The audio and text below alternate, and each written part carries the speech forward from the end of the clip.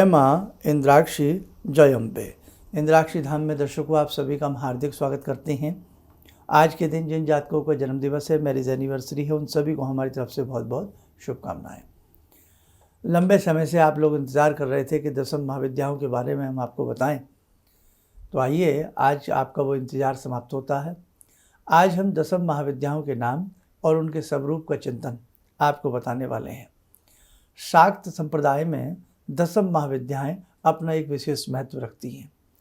साधक किसी न किसी रूप में शक्ति की उपासना करके अपने अंदर एक विशेष शक्ति को निहित करता है और शक्ति का संचार करता है। स्थिति ये आती है कि साधक साधना करते करते मंत्र में होते होते भगवती में अपना सायुज्य प्राप्त करता है और एक दिन भगवती के मणिधाम पर वो विराजता है। कहने का भाव, भगवती की कृपा से मणिधाम की उसे प्राप्ति होती है। तो आज का जो सब्जेक्ट है आप सबके लिए बहुत अच्छा होने वाला है। आज के विषय में हम दशम महाविद्याओं का एक एक नाम और उनका स्वरूप आपको दिखाने वाले हैं। आइए पहले आज का हम पंचांग देखें। 24 मई सन 2024 दिन शुक्रवार, संवत 2081, ज्येष्ठ मास आज से प्रारंभ हो चुका है। कृष्ण पक्ष तिथि आज प्रतिपदा है, जिसे पड़वा भी कहा जाता है। नक्षत्र अनुराधा, राहु काल 10:30 से 12, दिशा शूल पश्चिम दिशा।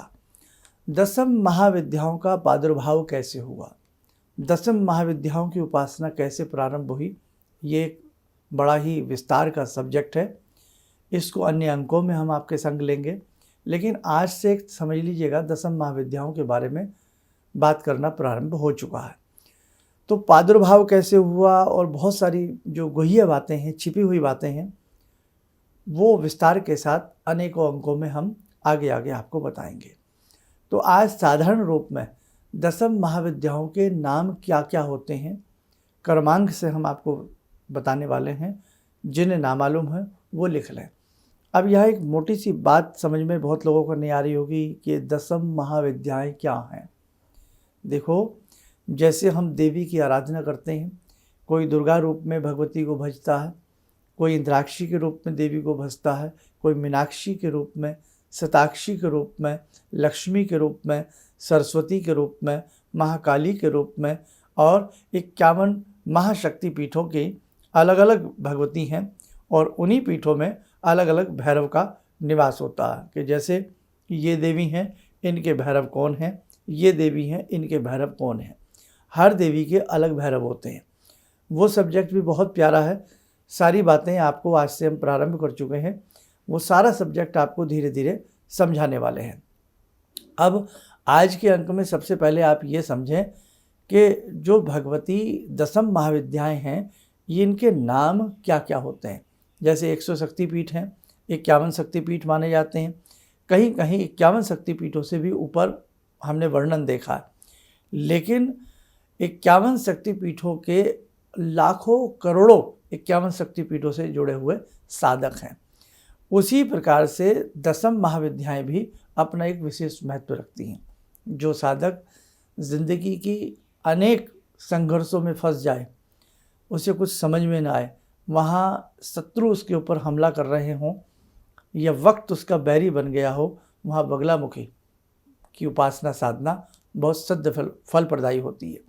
इसी प्रकार से श्री श्री कमला हैं, श्री श्री छिन्नमस्ता हैं, अलग अलग देवी हैं जो दशम महाविद्याओं के नाम से जानी जाती हैं।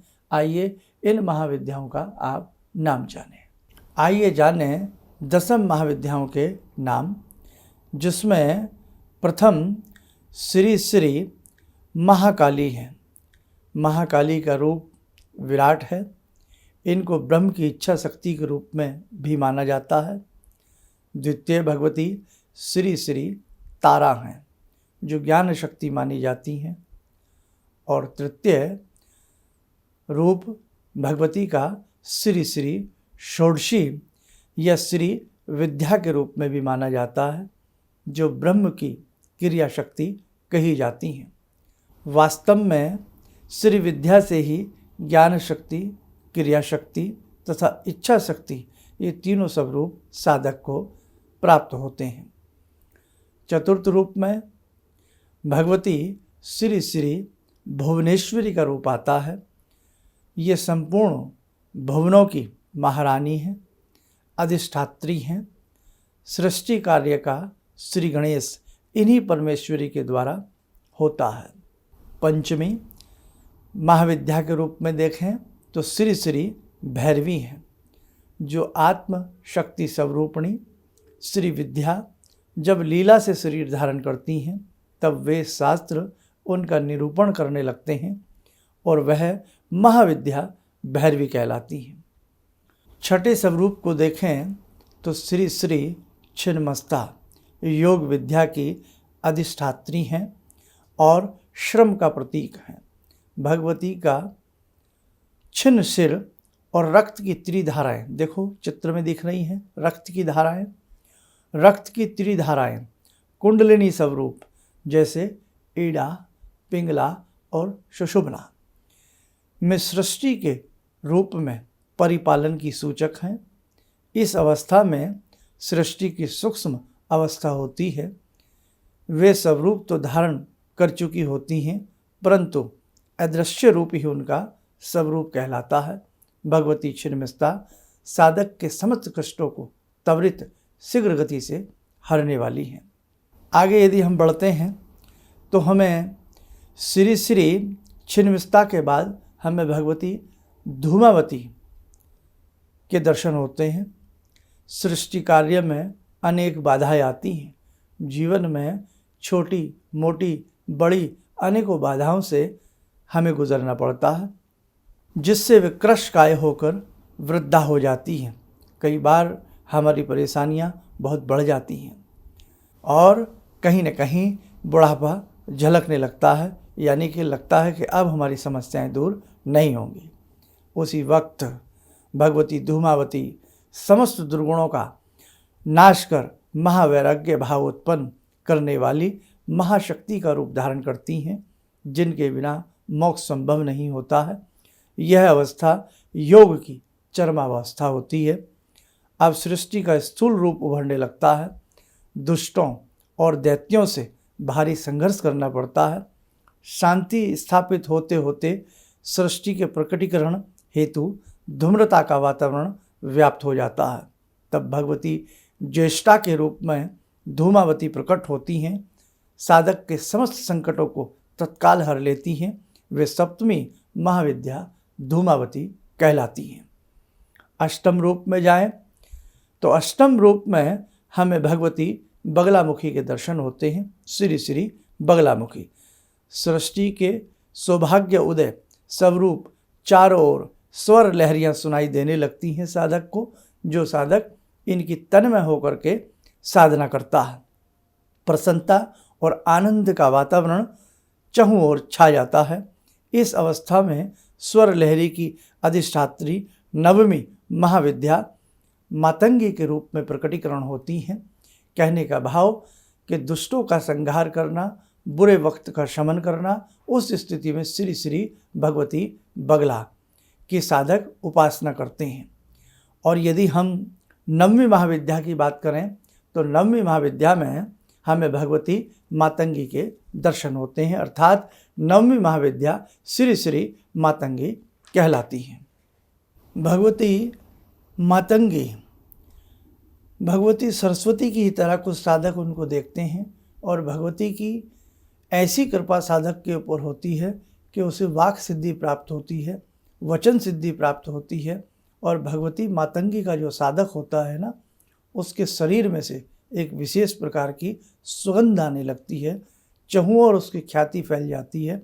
और भगवती मातंगी की असीम कृपा, मतंग ऋषि की असीम कृपा उस साधक को प्राप्त होने लगती है। कहने का भाव, श्री श्री मातंगी महाविद्या की साधक यदि मनोभाव से, मन से, श्रद्धा से, भक्ति से उनकी किसी भी मंत्र को जपता है, अनेकों प्रकार के भगवती के मातंगी के मंत्र हैं, उनको जपता है तो वास्तव में उसे वाक सिद्धि, वचन सिद्धि प्राप्त हो जाती है।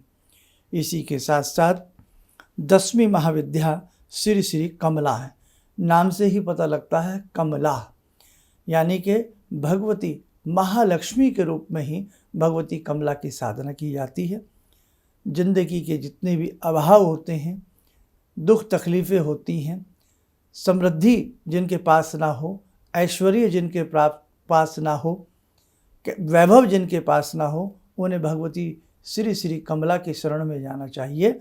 और श्री श्री कमला की साधना से साधक को मान, सम्मान, यश, वैभव, ऐश्वर्य आदि अनेकों प्रकार के यश आदि की प्राप्ति उसको होती है। भगवती के चित्र में भी, चित्रित में आपने अनेकों बार देखा होगा कि भगवती श्री कमला का नाम लक्ष्मी विद्या भी है और गज लक्ष्मी विद्या भी इनको कहते हैं, अर्थात गज लक्ष्मी के नाम से भी ये जानी जाती है। साधकों, कहने का भाव, ये दसम जो महाविद्याएं हैं, दसम महाविद्याओं में अब जैसे शत्रु से हम पीड़ित हैं, बुरे वक्त से हम पीड़ित हैं, हमें बगलामुखी मंत्र की गुरुदेव से दीक्षा लेकर के बगलामुखी मंत्र साधना चाहिए। और ऐसा नहीं है कि यदि हम बगला सिद्धि करते हैं तो मैं अनेकों प्रकार के लाभ नहीं मिलते। समस्त प्रकार के लाभ देने वाली भगवती बगला भी हैं, समस्त प्रकार के लाभ देने वाली भगवती लक्ष्मी भी हैं, कमला भी हैं। और यदि जिन्हें किसी स्पेशल रूप से, यानी कि किसी विशेष रूप से कोई विशेष साधना करनी हो, तो वह भगवती दसम महाविद्याओं के अलग अलग सब रूपों की साधना कर सकता है। विशेष तौर से शत्रु दमन के लिए, बुरे वक्त को दूर करने के लिए भगवती बगला, वचन सिद्धि के लिए, वाणी सिद्धि के लिए, सिद्ध बातों के लिए हमें भगवती मातंगी, धन, समृद्धि, ऐश्वर्य, वैभव के लिए हमें भगवती कमला।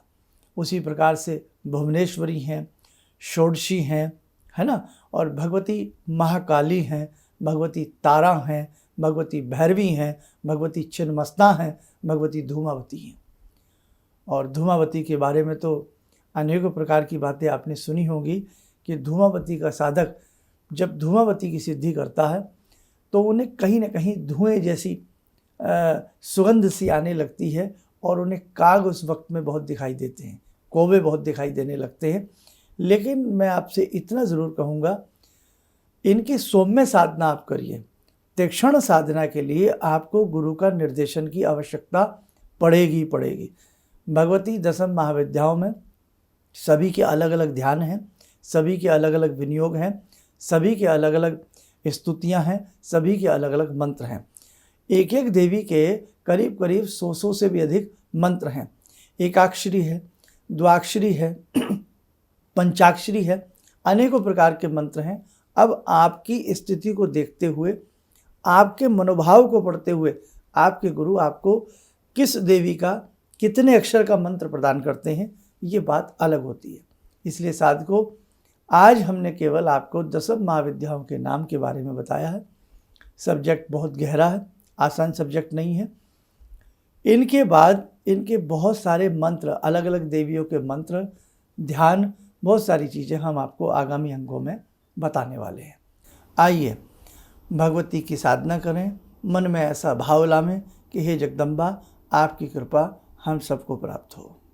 ॐ सिन्दूरारुणविग्रहां त्रिनयनां माणिक्यमूलस्फुरात् स्तारानायकशेखरं स्मितमुखी भापेन वाक्षोरुवां पाणिभ्यामलपूर्णरत्नचषकां रत्नोत्परां बिभ्रति सौम्यां रत्नघटस्थरक्तचरणां ध्यायेत् पराम् अम्बिकां खड्गं चक्रगदेषु चापपरिगान् शूलम्बुशोण्डिं शिरा शङ्खं संदधतीं करे स्त्रीनयनां सर्वाङ्गभूषावृतां नीलास्मद्युतिमास्य पाददशकां सेवे महाकालिकां यामास्तो स्वपितैहरो कमलजो हन्तुं मधुं कैटवं विद्युद्दामसमप्रभां मृगपते स्कन्दस्थितां भीषणां कन्या विहकरवाल खेट विलसा धस्ता विराज सेवितां हस्ते चक्र गदा शिखेट विशिखां चापम गुणम तर्जनीं विप्राणामलिलात्मिकां शशिधरां दुर्गां त्रिनेत्रां भजे। कवच बना लें, ध्यान करें भगवती का शुभ आशीष हम सबके ऊपर शुभ स्नेह और शुभ आशीष बरस रहा है।